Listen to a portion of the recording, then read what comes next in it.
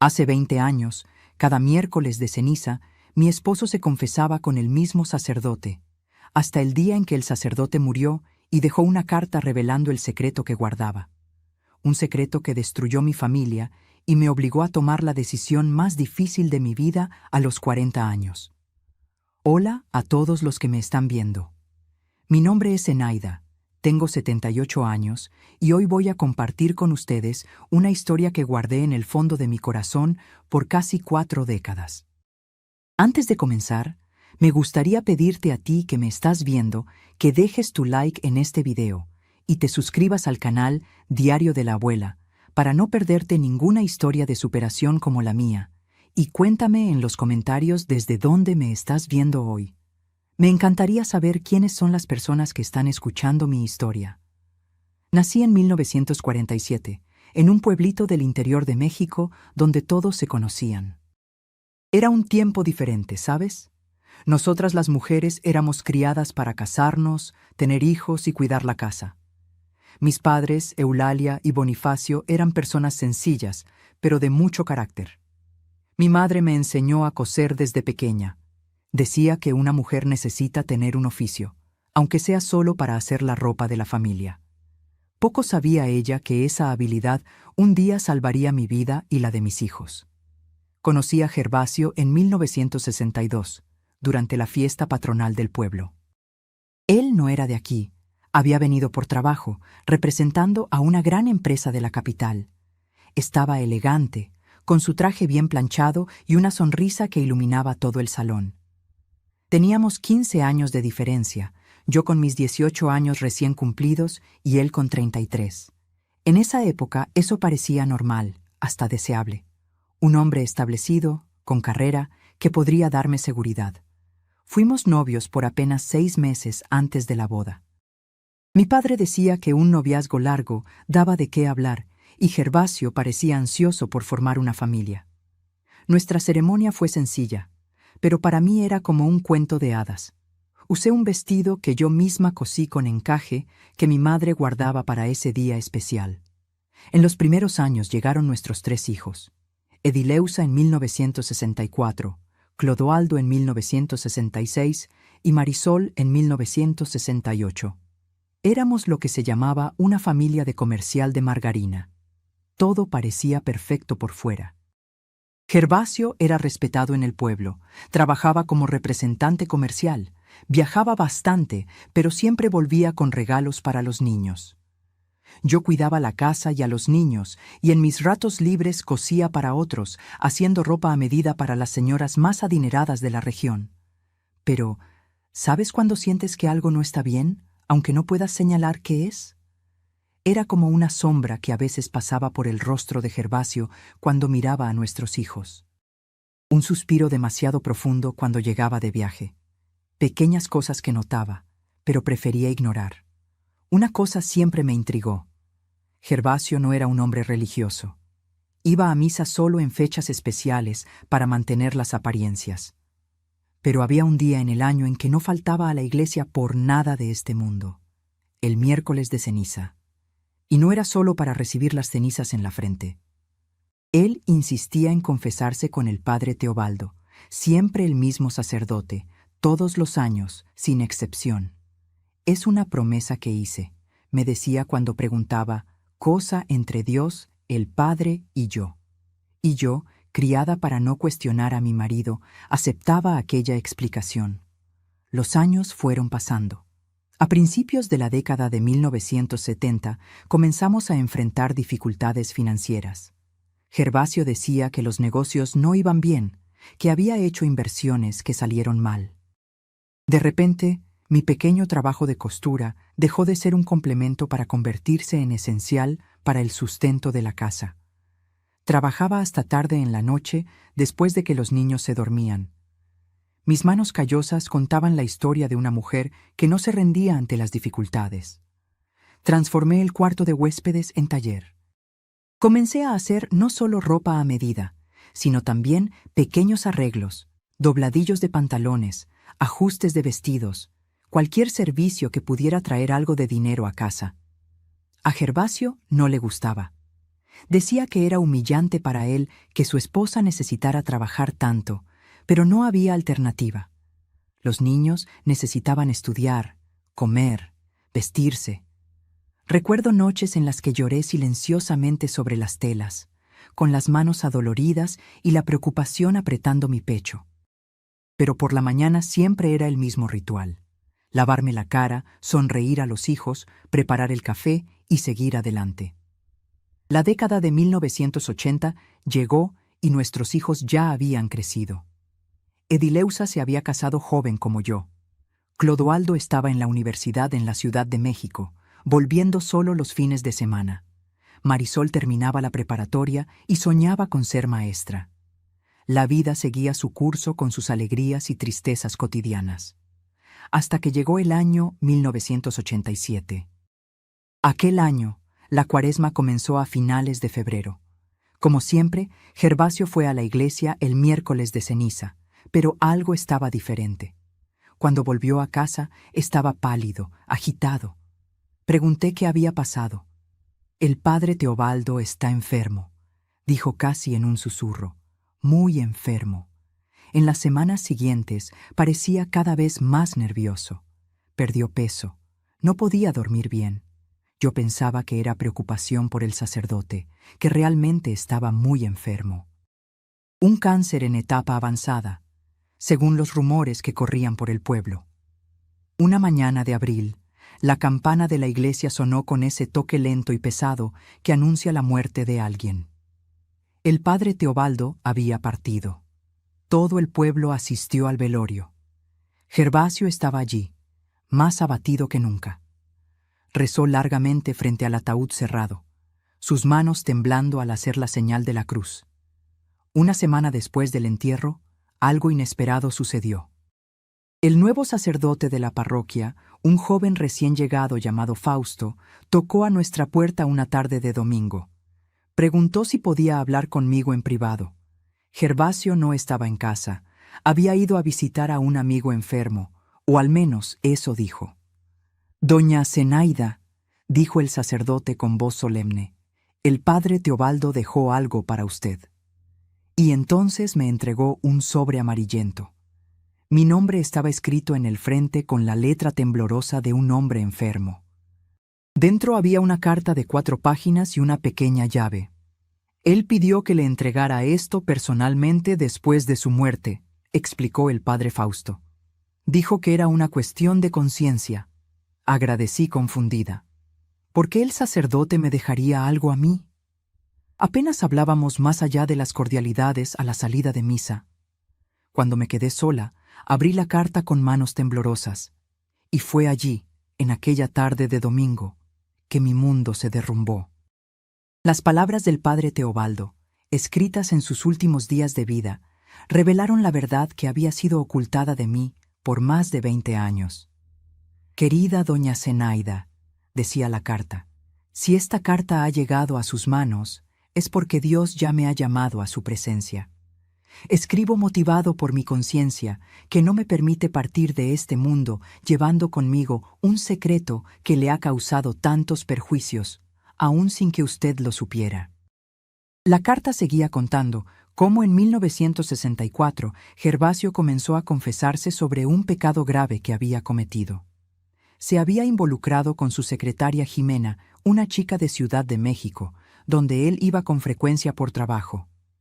De esa relación nació un hijo, Januario, en el mismo año en que nuestra Edileusa vino al mundo. «Durante años», continuaba la carta, «escuché sus confesiones, lo orienté para que le contara la verdad a usted, para que asumiera sus responsabilidades de forma honesta, pero él siempre alegaba que no podía, que destruiría su familia, que usted no lo soportaría». Y así, año tras año, en el miércoles de ceniza, él venía a renovar su arrepentimiento y prometer que terminaría con aquella situación, una promesa que nunca cumplió. La revelación más dolorosa vino a continuación.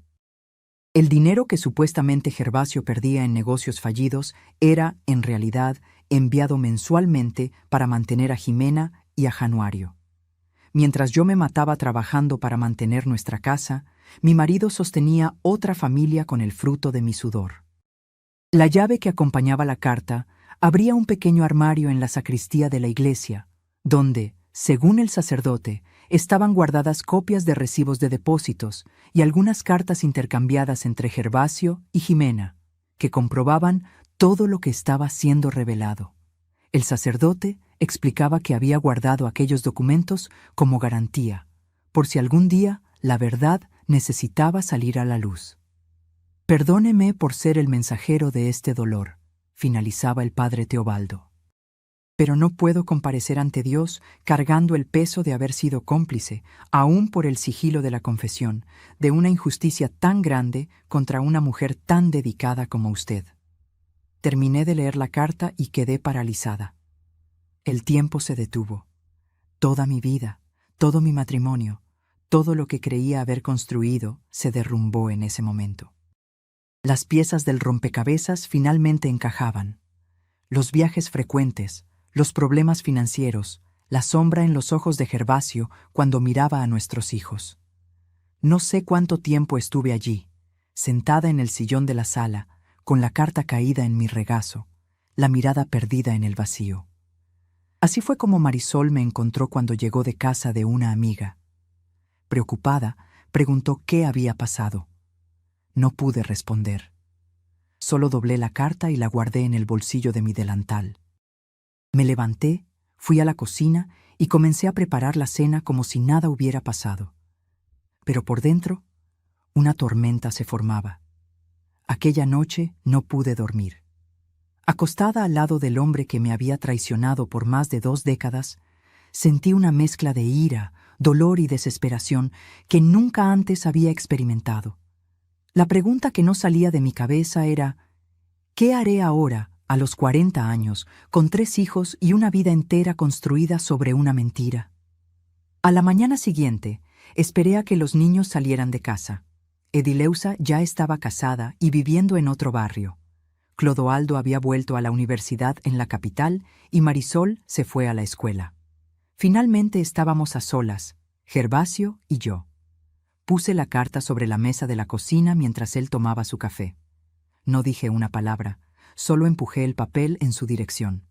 Sus ojos recorrieron las primeras líneas y vi su rostro palidecer. La taza tembló en sus manos, derramando café sobre el mantel blanco que mi madre me había dado como regalo en nuestra boda. Aquella mancha oscura, extendiéndose por la tela, parecía simbolizar cómo su mentira había manchado toda nuestra vida juntos. «Zenaida, puedo explicar», balbuceó, pero su voz falló. «¿Explicar qué, Gervasio?» «Explicar que mientras yo cosía hasta la madrugada para alimentar a nuestros hijos, ¿tú enviabas dinero a tu otra familia? ¿Explicar que por 20 años mentiste mirándome a los ojos?» Nunca había hablado así con mi marido. Fui criada para ser sumisa, para aceptar, para no cuestionar. Pero algo dentro de mí se había roto de forma irreparable. Gervasio intentó tomar mi mano, pero retrocedí como si su toque quemara mi piel.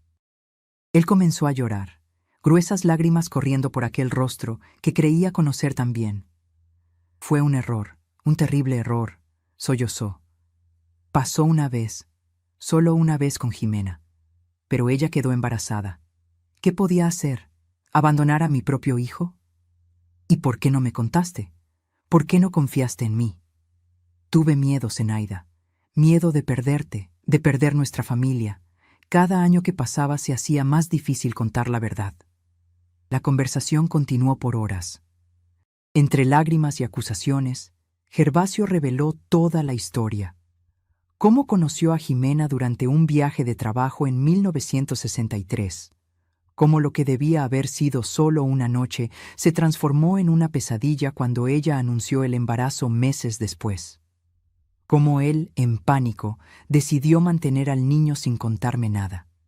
Al principio eran pequeñas cantidades, pero con el paso de los años y con la educación de Januario, el monto aumentó considerablemente. «Nunca dejé de amarte», insistía. «Fue solo una obligación moral que asumí». Pero sus palabras sonaban vacías para mí.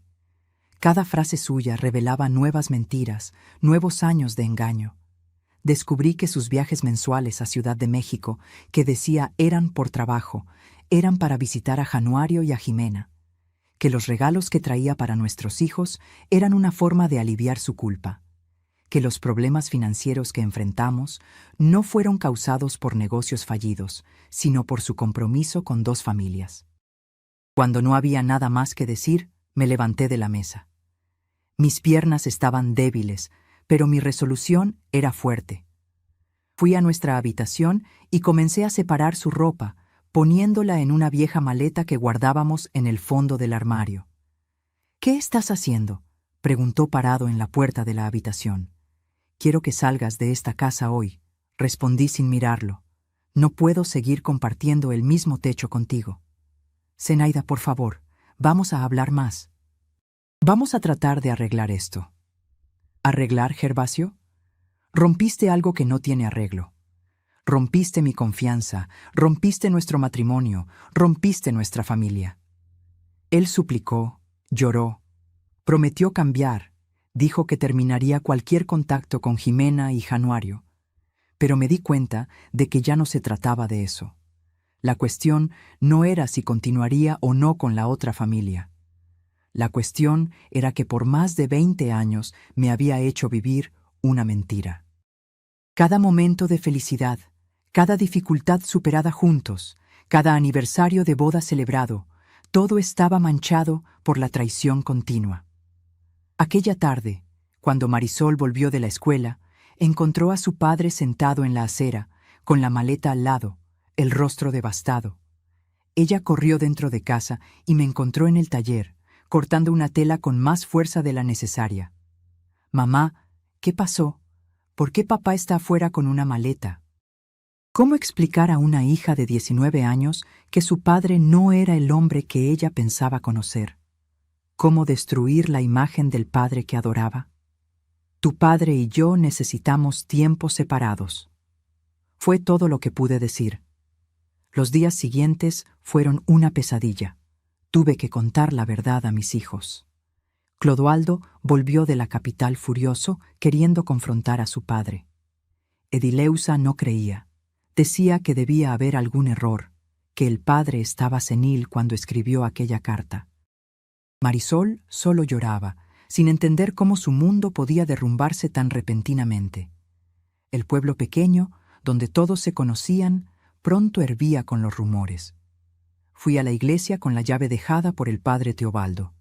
Abrí el armario en la sacristía y encontré las pruebas mencionadas en la carta.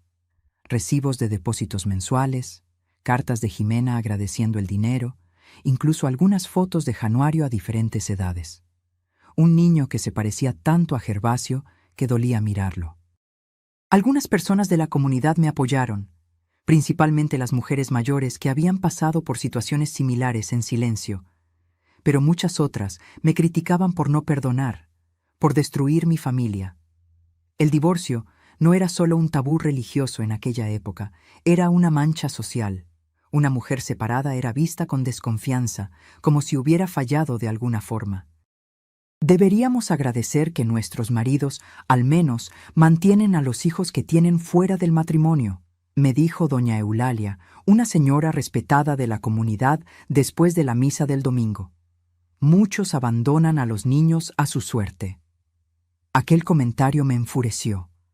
¿Cómo podíamos, como mujeres, aceptar tan poco? ¿Cómo podíamos normalizar la traición, la mentira, la falta de respeto? En ese momento, tuve la certeza de que había tomado la decisión correcta, por más dolorosa que fuera. Gervasio se hospedó en la pensión del pueblo durante algunas semanas. Después, alquiló una pequeña casa cerca de la estación de tren. Todos los días venía hasta nuestra casa.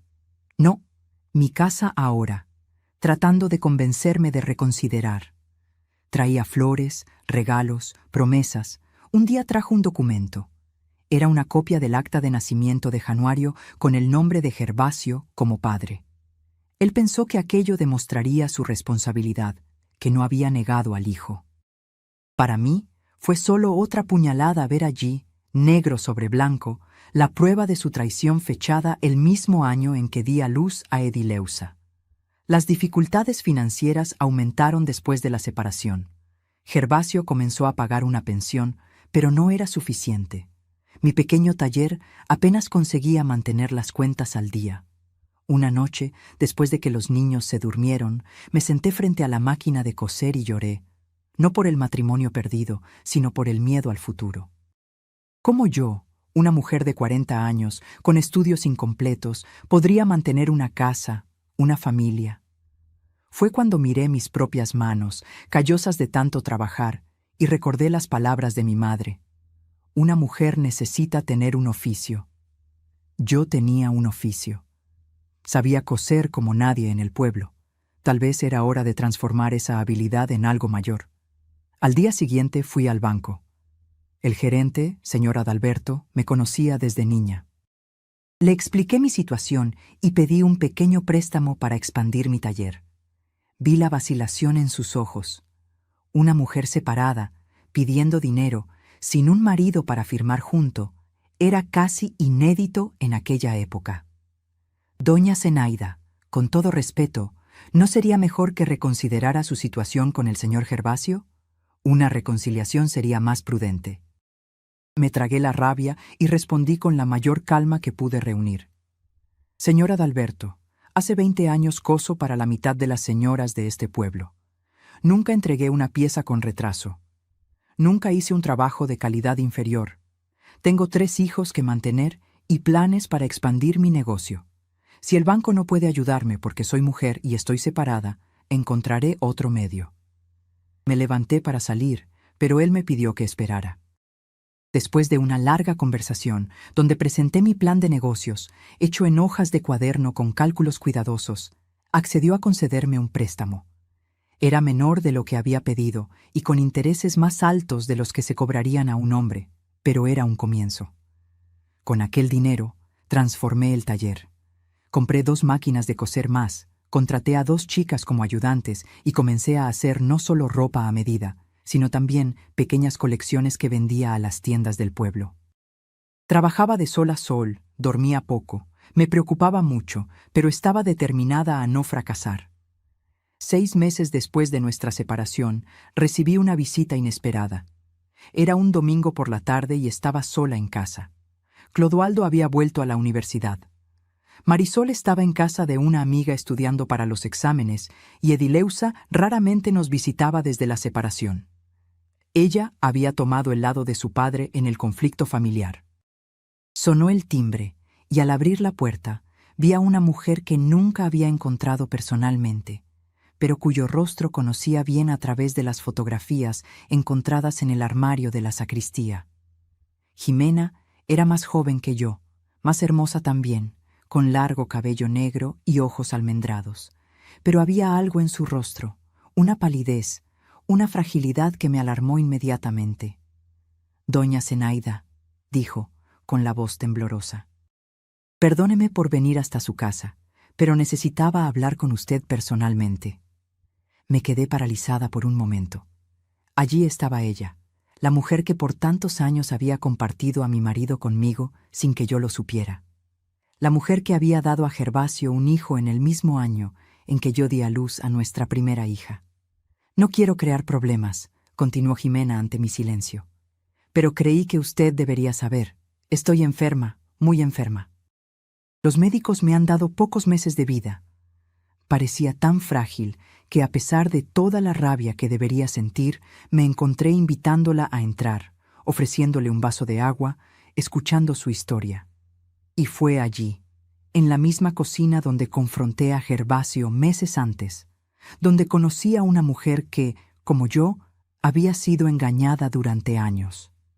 El reloj de la sala marcaba las 3 de la tarde cuando Jimena comenzó a contarme su historia.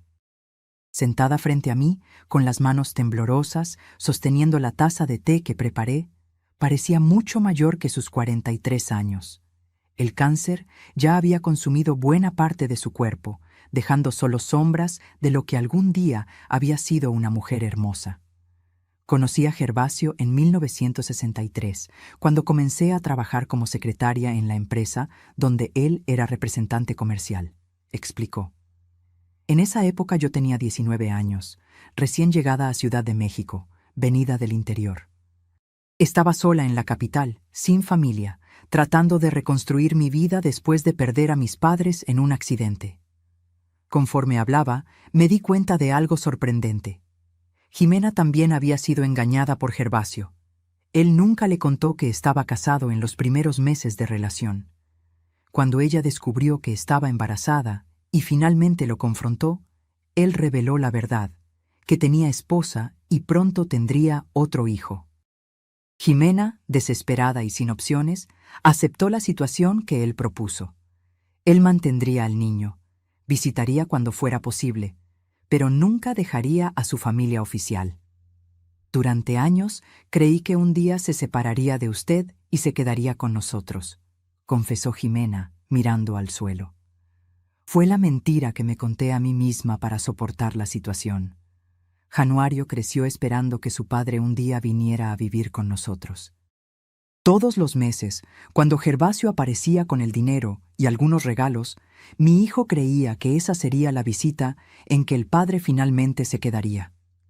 Mi corazón se apretó, no solo por mí y mis hijos, sino también por aquel muchacho, ahora un hombre de 23 años, que creció en la sombra de una promesa que nunca se cumpliría, y por Jimena, que al igual que yo, había desperdiciado años de su vida esperando algo de Gervasio que él jamás sería capaz de dar.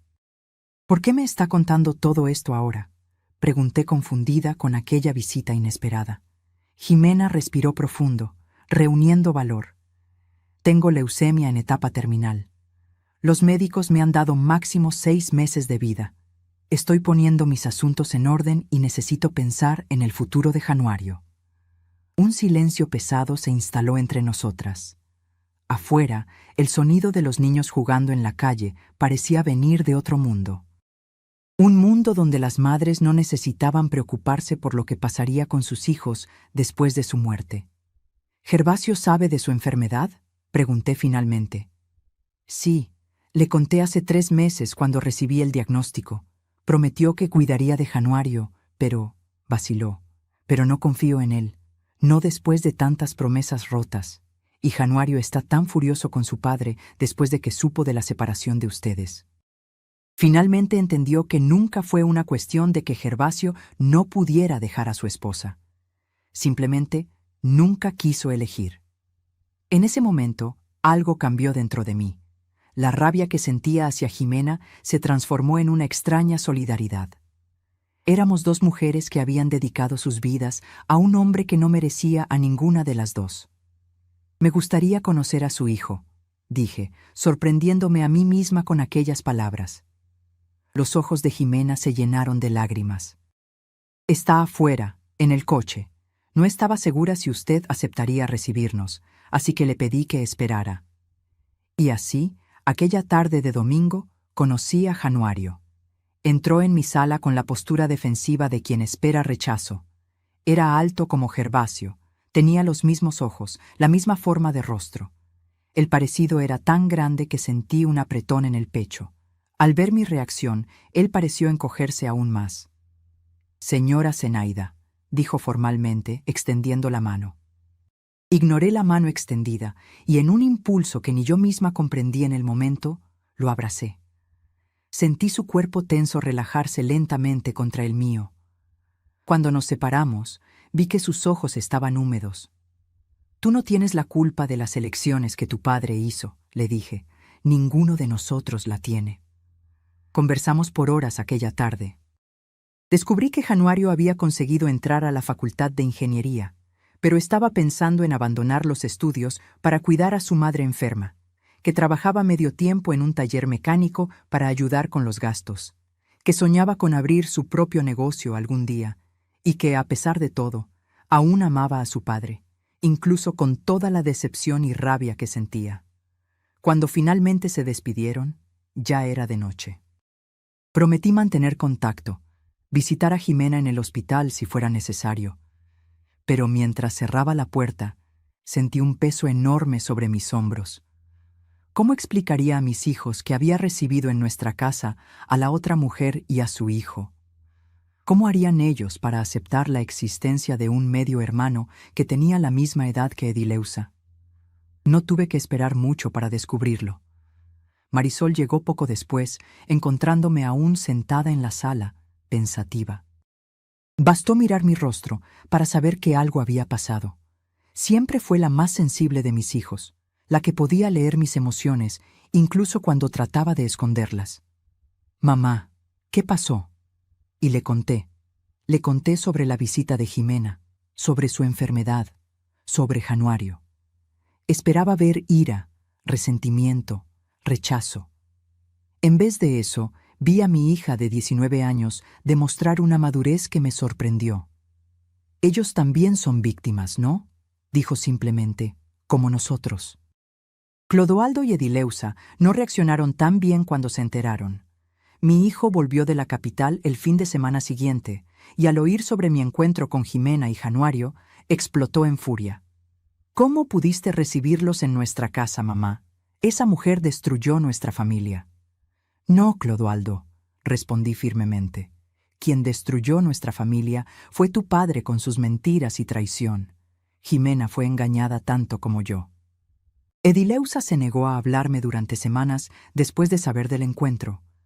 Para ella, que idolatraba a su padre, yo estaba traicionando a Gervasio al acercarme a su otra familia. La ironía de la situación no se le ocurrió. En las semanas siguientes, visité a Jimena en el hospital varias veces. Su estado empeoraba rápidamente. En una de esas visitas, ella tomó mi mano con una fuerza sorprendente para alguien tan debilitado. «Prométame que cuidará de Januario cuando me vaya», pidió, la voz casi un susurro. «Sé que no tengo derecho a pedir esto, pero no tengo nadie más a quien recurrir». Miré a aquella mujer, mi rival involuntaria por tantos años, ahora reducida a piel y huesos en una cama de hospital. Pensé en Januario, que todos los días venía a visitar a su madre después del trabajo, con ojeras profundas y el peso del mundo en los hombros. Pensé en mis propios hijos, en cómo yo haría cualquier cosa para garantizar su bienestar. «Lo prometo», dije finalmente, «haré lo que pueda por él». Jimena murió en una madrugada lluviosa de octubre de 1987, 6 meses después de mi separación de Gervasio. Januario me llamó desde el hospital, la voz quebrada, pidiendo ayuda con los procedimientos funerarios.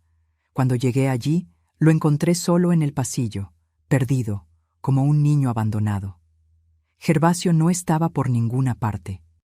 El entierro fue simple, con pocos presentes. Algunos colegas de trabajo de Jimena, vecinos, el dueño del taller donde Januario trabajaba.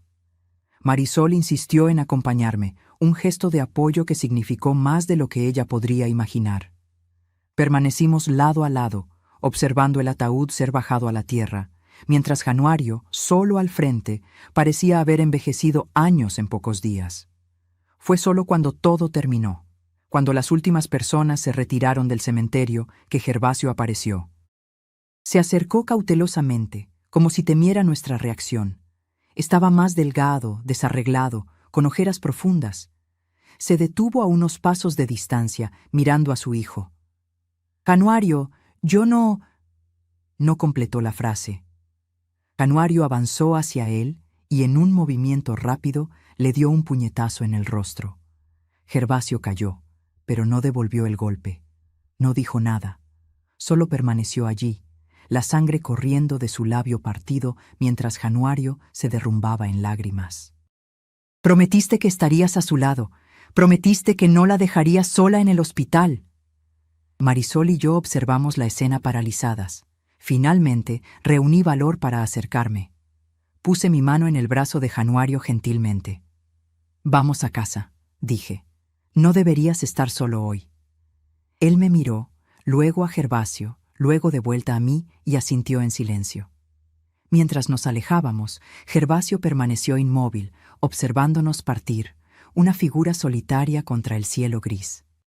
Aquella noche, Januario durmió en la habitación que antes pertenecía a Clodoaldo. Cuando desperté a la mañana siguiente, lo encontré en la cocina preparando café.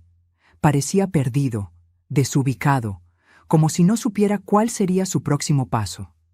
¿Y ahora?, preguntó simplemente cuando me vio entrar. Era una pregunta que yo también me hacía todos los días desde la separación. ¿Y ahora? ¿Cómo seguir adelante cuando todo lo que conocías se revela una mentira? ¿Cómo reconstruir una vida a partir de los escombros? Un día a la vez, respondí sentándome a la mesa. ¿Todavía tienes universidad por terminar? ¿Un futuro por delante? No tengo cómo pagar la universidad sin la ayuda de mi madre.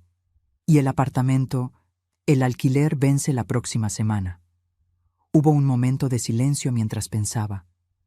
Mi pequeño negocio de costura estaba creciendo, pero aún luchaba para mantener mi propia casa, sostener a 2 hijos. Edileusa ya estaba casada, pero Clodoaldo y Marisol aún dependían de mí. Aún así, mirando a aquel joven que había perdido todo, tomé una decisión. Mi taller está creciendo, dije finalmente. Estoy pensando en expandirlo, transformarlo en un pequeño taller de confección. Necesitaría a alguien para cuidar de la parte administrativa, de las cuentas, de los contratos. Él me miró confundido. ¿Me está ofreciendo un empleo? Te estoy ofreciendo una sociedad.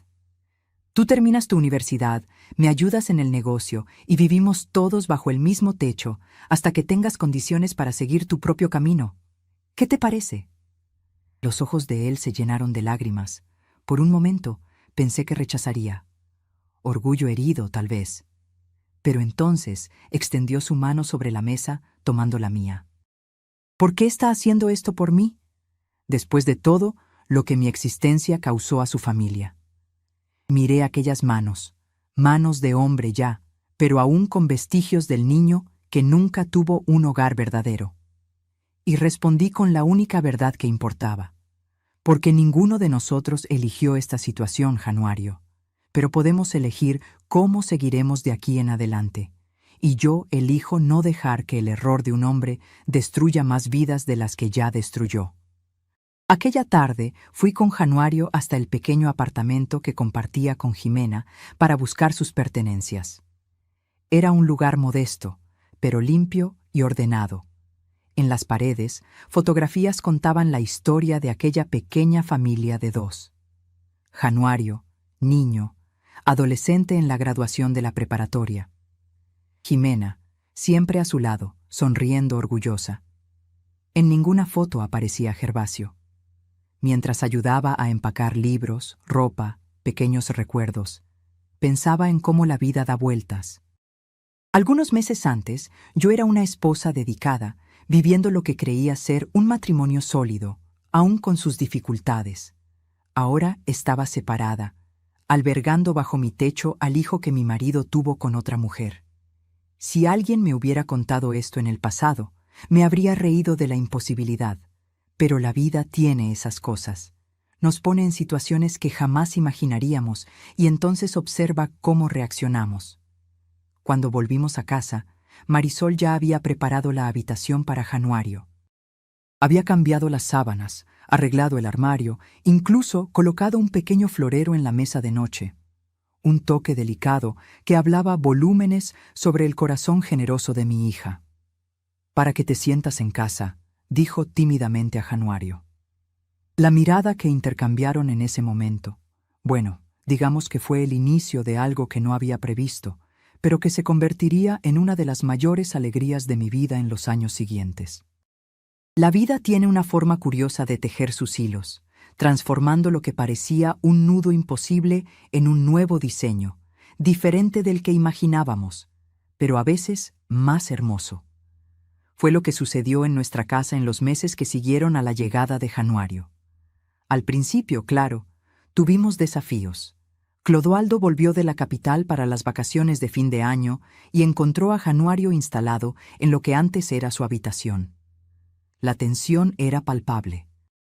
2 jóvenes de la misma edad, criados en circunstancias tan diferentes, ahora forzados a convivir bajo el mismo techo por causa de las elecciones de un hombre que los había decepcionado a ambos.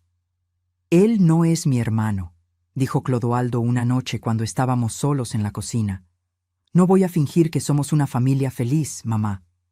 «No te pido que finjas nada», respondí mientras preparaba la cena. Solo te pido que intentes ver que él es tan víctima como tú en esta historia. Las primeras semanas fueron difíciles. Conversaciones interrumpidas cuando Januario entraba en la sala, silencios incómodos durante las comidas, la tensión que flotaba en el aire como una nube cargada. Pero poco a poco, casi imperceptiblemente, las cosas comenzaron a cambiar.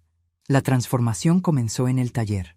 Con el pequeño préstamo que conseguí, habíamos comprado 2 máquinas de coser más y contratado a 2 chicas para ayudar en la producción. Januario, con su conocimiento de matemáticas y organización, comenzó a sistematizar nuestros procesos. Creó un sistema de control de inventario, organizó el cronograma de entregas, estableció alianzas con proveedores que ofrecían mejores precios y plazos. Una tarde recibí una llamada del dueño de la mayor tienda departamental de la región. Había visto algunas de las ropas que producíamos y quería encargar una pequeña colección para la próxima temporada. Era una oportunidad enorme, pero también un desafío aterrador. Yo, que siempre había trabajado con piezas individuales a medida, ahora necesitaría producir a mayor escala, con plazos ajustados y un estándar consistente. Cuando conté la noticia durante la cena, vi el brillo en los ojos de Januario. ¿Podemos hacer esto, doña Zenaida?, dijo, usando el cuaderno para anotar cálculos rápidos. Necesitaremos 2 costureras más, tal vez 3, y un espacio mayor. Este taller no soportará la producción. ¿Más empleados? ¿Espacio mayor? No sé si tenemos condiciones, vacilé. Tengo algunos ahorros, dijo Marisol de repente. Todos la miramos sorprendidos. El dinero que venía guardando para la Facultad de Pedagogía. Puedo posponer 1 año e invertir en el negocio familiar. No, Marisol, respondí inmediatamente. Tu educación viene primero. Puedo estudiar y trabajar al mismo tiempo, insistió ella. ¿Y cuál es la utilidad de un diploma si no tenemos cómo mantenernos? Esta es una oportunidad única, mamá. Para mi sorpresa, Clodoaldo, que hasta entonces observaba todo en silencio, se manifestó. Tengo algo de dinero guardado también. No es mucho, pero puede ayudar. Y puedo volver de la capital los fines de semana para auxiliar en la organización. Miré a mis hijos. Sí, mis hijos, porque en aquel momento Januario ya era como un hijo para mí también. Y sentí una emoción que hacía mucho no experimentaba. Esperanza, no solo por el negocio que podría prosperar, sino por la familia que estábamos reconstruyendo, diferente de la anterior, pero tal vez más fuerte, justamente por causa de las fisuras que habíamos superado. En las semanas siguientes, nuestra vida se transformó en un torbellino de actividades. Encontramos un galpón para alquilar, no muy grande, pero suficiente para acomodar las máquinas y crear un espacio para corte, costura y finalización. Contratamos 3 costureras más, todas mujeres que, como yo, necesitaban mantener a sus familias. Januario supervisaba la parte administrativa. Marisol aprendía el proceso de producción y aún encontraba tiempo para iniciar su curso de pedagogía en el periodo nocturno. Y yo cuidaba de la creación, de los moldes, de la calidad final. El primer encargo fue entregado con 3 días de anticipación para asombro del comerciante. La calidad de las piezas superó sus expectativas y pronto hizo un segundo pedido, mayor que el primero. El boca a boca comenzó a funcionar y otros comerciantes de la región nos buscaron. En 6 meses, nuestro pequeño taller se había transformado en Confecciones Zenaida. El nombre fue elección unánime de mis hijos, a pesar de mi reticencia inicial. Teníamos 10 empleadas, la mayoría mujeres en situación similar a la mía, separadas, viudas o con maridos ausentes, todas necesitando mantener sus casas con dignidad. Una tarde estaba en la oficina improvisada en el fondo del galpón, calculando los costos de producción para un nuevo encargo, cuando Januario entró con una expresión seria. «Doña Zenaida, necesito contarle algo». Mi corazón se heló. En todos aquellos meses, Gervasio había intentado contactarnos varias veces, tanto a mí como a Januario. Siempre rechazamos. ¿Habría cedido? ¿Habría decidido dar una oportunidad al padre? «Es sobre Marisol y yo», dijo sentándose frente a mí, las manos inquietas. Nosotros, bueno, nos estamos acercando más que como hermanos. Sé que debe parecer incorrecto, pero... Respiré hondo, aliviada de que no fuera sobre Gervasio, pero al mismo tiempo preocupada con esta nueva situación. Técnicamente, ellos no eran hermanos de sangre. Marisol era hija mía con Gervasio. Januario era hijo de Gervasio con Jimena. Pero aún así, era una situación delicada. Ustedes son adultos, dije finalmente. No voy a decir que es una situación simple, pero si hay sentimientos verdaderos. Vamos despacio, me aseguró, hablando mucho. Ninguno de nosotros quiere complicar aún más a esta familia. Si usted cree que no es apropiado... Miré a aquel muchacho que en tan poco tiempo se había vuelto tan importante en nuestras vidas, que había enfrentado la pérdida de su madre, el rechazo de su padre, y aún así encontrado fuerzas para seguir adelante, para ayudarnos a reconstruir no solo un negocio, sino una familia. Lo que creo, dije con una sonrisa, es que la vida puso demasiados obstáculos en el camino de todos nosotros. No seré yo quien cree uno más. El alivio en su rostro era visible. Más tarde, aquel día, Marisol me buscó para la misma conversación. Le confesé que Januario ya me lo había contado y que, aunque la situación no era común, yo no me oponía. El abrazo apretado que me dio dijo más que cualquier palabra podría. Y así, nuestra familia continuó transformándose, encontrando nuevos caminos, nuevos equilibrios. La confección prosperaba, exigiendo cada vez más de nuestro tiempo y energía, pero también proporcionándonos una estabilidad financiera que jamás imaginé alcanzar después de la separación. Edileusa, que inicialmente se había alejado al tomar partido por su padre, comenzó a acercarse gradualmente. Su matrimonio pasaba por dificultades. Irónicamente, sospechaba que su marido también mantenía una vida paralela.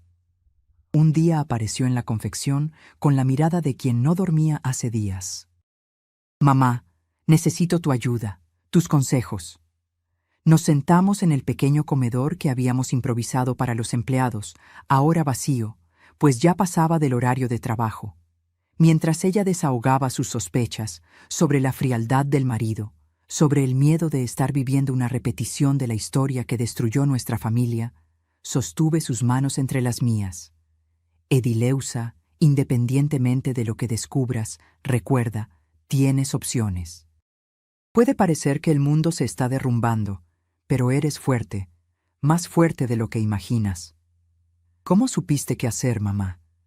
¿Cómo tuviste coraje para recomenzar de cero a los 40 años? Pensé por un momento antes de responder. No lo supe. Estaba aterrorizada. Pero cada paso que di me mostró que podía dar uno más y uno más. Y cuando miré hacia atrás, vi que había recorrido un camino que jamás imaginé ser capaz. Después de aquella conversación, Edileusa comenzó a frecuentar más nuestra casa. Trajo a su hijo pequeño, mi primer nieto, para conocer mejor a la abuela y a los tíos. Poco a poco, fue acercándose a Clodoaldo y con más cautela a Januario. La herida aún estaba allí, pero comenzaba a cicatrizar. En la Navidad de 1988, poco más de un año después de la separación, conseguí reunir a todos en la mesa por primera vez. Edileusa vino con su hijo, pero sin el marido. Habían decidido intentar una reconciliación, pero el proceso era lento y doloroso. Clodoaldo trajo a una novia de la universidad, una chica dulce e inteligente que conquistó a todos inmediatamente. Marisol y Januario, cada vez más cercanos, pero aún discretos en sus demostraciones de afecto, cuidaron de la decoración de la casa. Fue una celebración simple, pero llena de significado. Cuando miré alrededor de la mesa a aquellos rostros que tanto amaba, sentí una inmensa gratitud por la vida, incluso con todos sus giros inesperados. Éramos una familia diferente ahora, reconstruida a partir de los escombros, pero aún así una familia. El año 1989 trajo nuevos desafíos y oportunidades. La confección continuaba creciendo y Januario, ahora graduado en ingeniería, implementaba nuevas técnicas de producción que aumentaban nuestra eficiencia sin sacrificar la calidad. Marisol, Concluyendo su curso de pedagogía, dividía su tiempo entre dar clases en una escuela local y ayudar en la administración del negocio. Clodoaldo, en los fines de semana en que venía de la capital, traía ideas frescas para nuestro marketing, aprendidas en su curso de administración. Yo, que un día fui solo la esposa de Gervasio, ahora era conocida como Doña Zenaida de la Confección. Las personas me saludaban en la calle con respeto. Comerciantes querían hacer negocios conmigo. Otras mujeres me buscaban pidiendo consejos sobre cómo iniciar sus propios emprendimientos. Una tarde, mientras volvía del banco, después de cerrar un acuerdo para ampliar aún más nuestro espacio, encontré a Gervasio en la acera frente a la confección. Estaba más delgado, con el cabello gris, la postura menos altiva. Mi corazón dio un salto, pero no de nostalgia o amor, solo de sorpresa por verlo allí después de tantos meses evitando cualquier contacto. «Zenaida», dijo, quitándose el sombrero. «Estás hermosa. El éxito te sienta bien». «¿Qué quieres, Gervasio?», pregunté directamente, sin hostilidad, pero también sin la cordialidad que algún día caracterizó nuestra relación. «Saber cómo están los niños, cómo está Januario. Supe que vive con ustedes ahora». «Están todos bien, mejor que nunca en realidad». Hubo un momento de silencio incómodo. Él miraba el letrero de la confección, el movimiento de empleadas entrando y saliendo, el camión de entregas estacionado en la puerta. «Construiste todo esto sola», comentó, y había algo en su voz que no conseguía identificar. Admiración, arrepentimiento, quizás. «Siempre supe que eras capaz, pero nunca imaginé...». «Yo tampoco», interrumpí. «Nunca imaginé que podría reconstruir mi vida de esta forma. A veces, Gervasio, lo que parece ser el fin de todo es apenas el comienzo de algo mejor». Él asintió, los ojos húmedos. «¿Crees que algún día me perdonarán? ¿Que tú me perdonarás?». Miré a aquel hombre que un día fue el centro de mi mundo, por quien yo habría hecho cualquier cosa, y sentí no ira o rencor, sino una extraña compasión. Él había perdido todo: el respeto de sus hijos, el amor de su mujer, incluso la oportunidad de conocer verdaderamente a Januario, un muchacho extraordinario que, a pesar de todo, aún llevaba su sangre.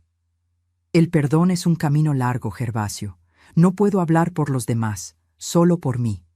Y lo que puedo decir es que ya no guardo ira en el corazón. El dolor que causaste me forzó a encontrar una fuerza que ni sabía que tenía. Por eso, de cierta forma, estoy hasta agradecida. ¿Puedo ver a los niños algún día?». «Ellos no son más niños, Gervasio. Son adultos que toman sus propias decisiones.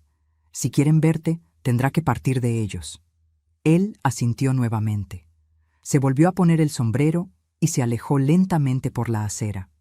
Lo observé hasta que dobló la esquina. Una figura solitaria, que un día creí ser el hombre más importante del mundo y que ahora no pasaba de un extraño con quien compartí 2 décadas de mi vida. Entré en la confección con una sensación extraña, una mezcla de cierre y recomienzo. Januario estaba en la oficina, inclinado sobre planillas y muestras de tela. Marisol organizaba el cronograma de entregas de la semana. Las máquinas zumbaban. Las costureras conversaban animadamente mientras trabajaban. Este era mi mundo ahora. Un mundo que había construido de las cenizas del antiguo, pieza por pieza, día tras día. Y por primera vez, desde que abrí aquella carta del padre Teobaldo, me sentí verdaderamente en paz. Los años pasaron como páginas de un libro volteadas por el viento, demasiado rápido para contar cada detalle, pero dejando marcas profundas en cada capítulo vivido. Hoy, sentada en la terraza de mi casa, con mis 78 años pesando en la espalda, pero con el corazón ligero, miro lo que construimos y aún me sorprende los caminos que la vida eligió para nosotros. La década de 1990 trajo vientos de cambio para nuestra familia y para Confecciones Zenaida. Mientras el país enfrentaba crisis económicas, nuestra pequeña empresa continuaba creciendo, sostenida por valores que siempre formaron parte de mí: trabajo honesto, calidad incuestionable, respeto por cada persona involucrada en el proceso. En 1992 dimos un paso que jamás imaginé posible. Compramos un terreno en la entrada del pueblo y construimos nuestro propio galpón, mucho mayor que el alquilado. Recuerdo el día de la inauguración como si fuera ayer. El alcalde asistió, periódicos locales hicieron reportajes, y allí estaba yo, una mujer de 45 años, que 5 años antes temblaba de miedo por el futuro, cortando la cinta roja en la entrada de lo que se convertiría en una de las mayores confecciones de la región.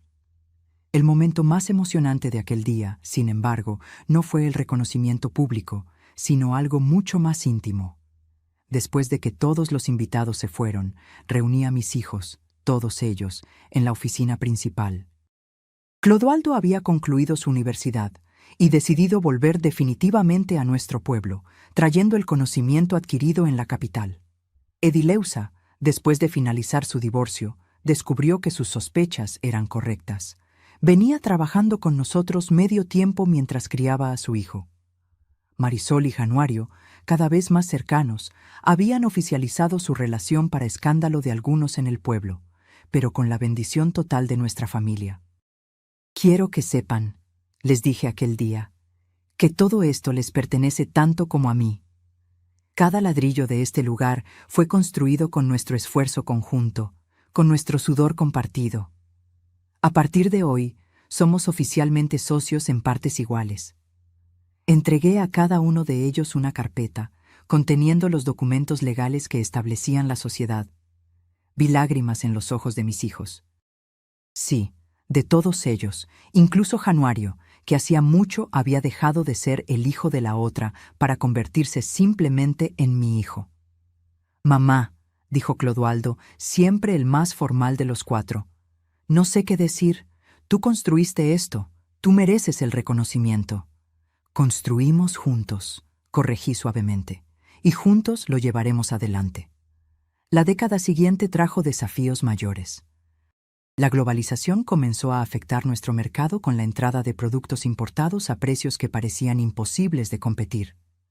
Muchas confecciones de la región cerraron sus puertas, incapaces de adaptarse a los nuevos tiempos. Pero nosotros teníamos algo diferente. Nuestra fuerza no estaba solo en los productos que hacíamos, sino en las personas detrás de ellos. Cada empleada, y ahora también algunos empleados, pues nos habíamos expandido más allá de la costura, era parte de una familia mayor. Ofrecíamos salarios justos, condiciones dignas de trabajo y algo que el dinero no compra: respeto. Fue Januario quien propuso nuestro gran cambio en 1998. En vez de competir con los importados en precio, competiríamos en calidad y exclusividad. Comenzamos a desarrollar colecciones propias enfocadas en piezas artesanales que valoraban la cultura regional.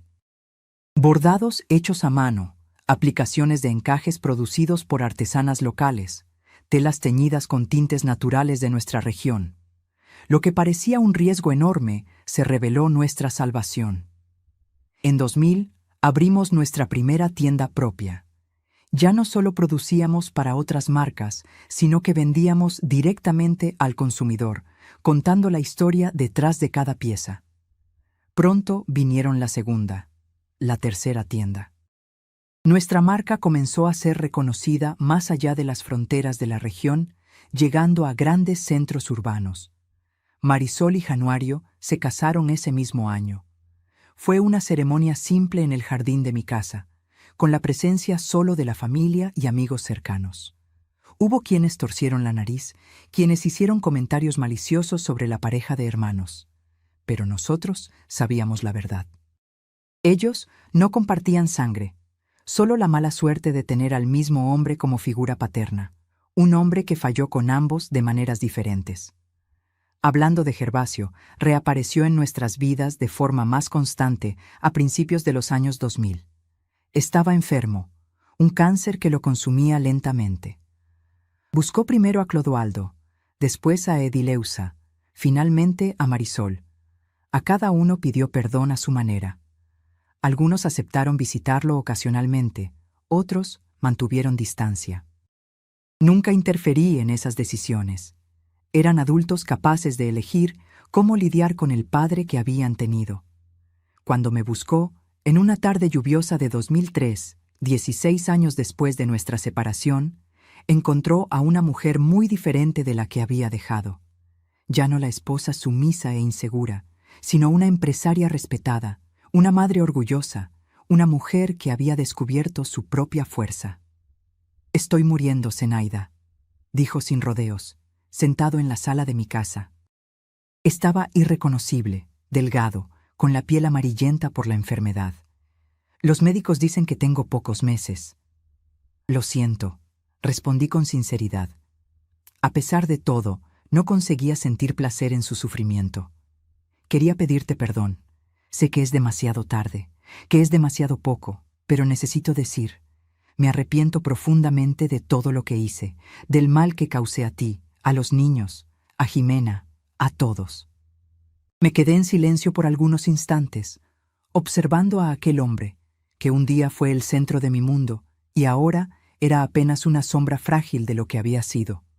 «Gervasio», dije finalmente, «hace mucho tiempo dejé la ira y el resentimiento atrás. No por ti, sino por mí. Cargar ese peso solo me impediría seguir adelante. ¿Me perdonas entonces?» Respiré hondo antes de responder. Perdonar no significa olvidar o borrar lo que pasó. Significa que elijo no dejar que el pasado determine mi presente o mi futuro. Y sí, en ese sentido, te perdono. Vi lágrimas en sus ojos. Tal vez las primeras lágrimas verdaderas que jamás vi derramar a Gervasio. Intentó decir algo más, pero tosió violentamente. Cuando se recuperó, preguntó en voz baja: «¿Y Januario? ¿Él está bien?» «Está muy bien. Se graduó como ingeniero, se casó con Marisol, son muy felices juntos. Es un hombre íntegro, trabajador, dedicado a la familia. El tipo de hombre que cualquier padre tendría orgullo». «¿Padre?», repitió la palabra como si probara su sabor. «Nunca fui un verdadero padre para él, ¿no? Ni para los otros». No respondí. No había necesidad. Ambos sabíamos la verdad. Gervasio murió 3 meses después en un hospital de la capital. Januario dudó en ir al velorio, pero acabó asistiendo más por Marisol y los hermanos que por el hombre en el ataúd.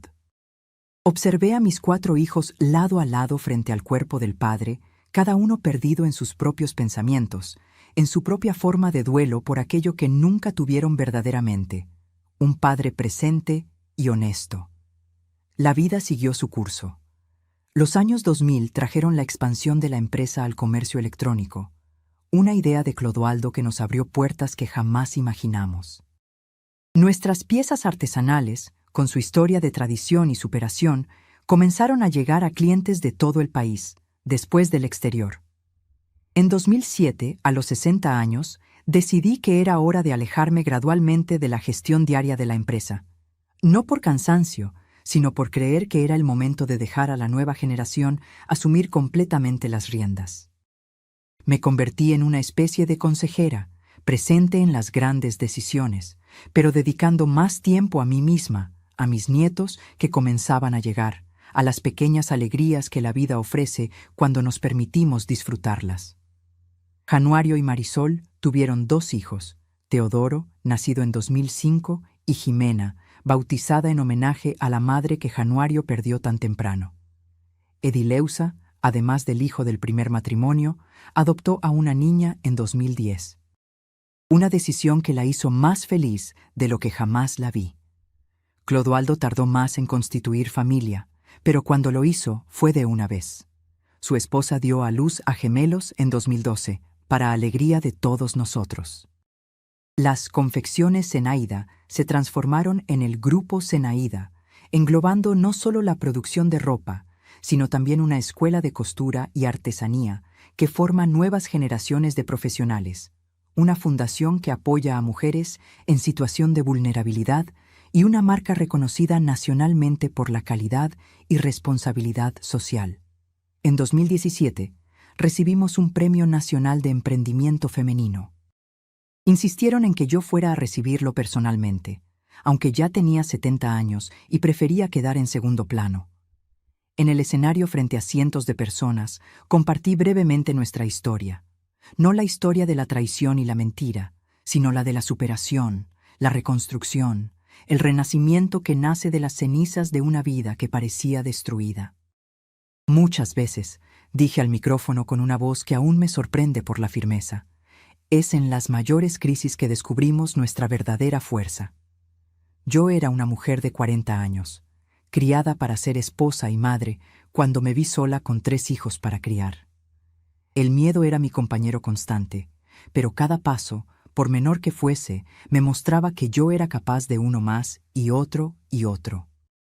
Hoy, sentada en esta terraza, observando a mis nietos jugar en el jardín mientras el sol comienza a ponerse, pienso en el largo camino recorrido, en la joven Zenaida, de 18 años, que soñaba apenas con ser una buena esposa, en la mujer de 40, que tembló de miedo ante un futuro incierto, en la empresaria de 60, que miró hacia atrás y apenas se reconoció a sí misma en el inicio de la jornada. Mis hijos insisten en que escriba mis memorias, que comparta mi historia con más personas. Tu trayectoria puede inspirar a otras mujeres, mamá, dice Marisol siempre que tocamos el tema. Tal vez tengan razón, tal vez haya otras Zenaidas por ahí, paralizadas por el miedo, sofocadas por relaciones que las disminuyen, incapaces de ver la fuerza que tienen dentro de sí. La carta del padre Teobaldo, que un día destruyó mi mundo, está guardada en una caja en el fondo del armario, junto con otros recuerdos de aquella época. A veces me pregunto qué habría pasado si él nunca hubiera escrito aquella carta. ¿Habría pasado el resto de mi vida en la ignorancia? ¿Habría Gervasio llevado su secreto a la tumba? Nunca lo sabremos. Lo que sé es que aquella carta, aunque trajo dolor inconmensurable en el momento, fue también el catalizador de la mayor transformación de mi vida. Fue el empujón que necesitaba para descubrir quién era yo realmente, de lo que era capaz. Januario se acerca, interrumpiendo mis pensamientos. Tiene 61 años ahora, el cabello gris dándole un aire distinguido. Se sienta a mi lado en la terraza, sosteniendo 2 tazas de té. ¿En qué estás pensando, mamá?, pregunta, entregándome una de las tazas. Él me llama mamá desde hace tantos años que parece que siempre fue así, que siempre fuimos familia. En cómo la vida da vueltas, respondo, dando un sorbo al té. En cómo lo que parece ser el fin puede ser apenas el comienzo de algo mucho mejor. Él sonríe, entendiendo perfectamente. Su historia y la mía están entrelazadas de maneras que ninguno de nosotros podría prever. Unidos no por la sangre, sino por algo mucho más fuerte, la elección de ser familia, de amarnos unos a otros, a pesar de todas las circunstancias que podrían separarnos. Y mientras el sol se pone en el horizonte, pintando el cielo de tonos naranja y rosa, siento una paz profunda. El viaje no fue fácil. Hubo días de desesperación, noches de lágrimas, momentos en que pensé que no conseguiría dar un paso más. Pero cada dificultad superada me trajo hasta aquí, hasta este momento de plenitud. La carta del sacerdote reveló un secreto que guardaba dolor, traición y mentira, pero también reveló algo mucho más importante. La fuerza que siempre existió dentro de mí, esperando solo la oportunidad de manifestarse. Y por eso, de forma extraña e inesperada, estoy agradecida, porque al final descubrí que la mayor confesión no fue la de Gervasio al sacerdote todos los años, sino la que me hice a mí misma cuando finalmente reconocí mi propio valor, cuando me di cuenta de que yo era mucho más que la esposa de alguien, la madre de alguien. Era Zenaida, entera, completa, suficiente. Y esa, mis queridos, es la verdadera historia que quiero dejar como legado. No una historia de traición, sino de renacimiento. No de pérdida, sino de ganancia. Una historia que comienza con un final, pero que florece en innumerables nuevos comienzos. Si tú que me escuchas estás pasando por un momento difícil, si sientes que tu mundo se está derrumbando, recuerda, las cenizas de lo que fue pueden ser el suelo fértil para algo nuevo y más bello. Yo soy la prueba viva de eso. Y si yo, una mujer simple del interior, conseguí transformar mi mayor dolor en mi mayor fuerza, tú también puedes. Esta es la lección que llevo a los 78 años, mirando hacia atrás con gratitud y hacia adelante con esperanza. La vida raramente sigue el camino que planeamos, pero tal vez nuestro plan nunca fue tan hermoso como lo que el destino reservaba para nosotros. Y así termino mi historia, no con un punto final, sino con puntos suspensivos, porque la vida continúa, siempre reinventándose, siempre sorprendiendo, siempre invitándonos a descubrir nuevas fuerzas dentro de nosotros mismos. Si esta historia tocó tu corazón de alguna forma, por favor, deja tu like en este video, suscríbete al canal Diario de la Abuela para no perderte otras historias de superación como la mía y comenta desde dónde estás viendo. Tu presencia aquí significa mucho para mí. Comparte también con alguien que necesita oír que es posible recomenzar, no importa la edad o las circunstancias. Gracias por escucharme hoy y hasta el próximo relato.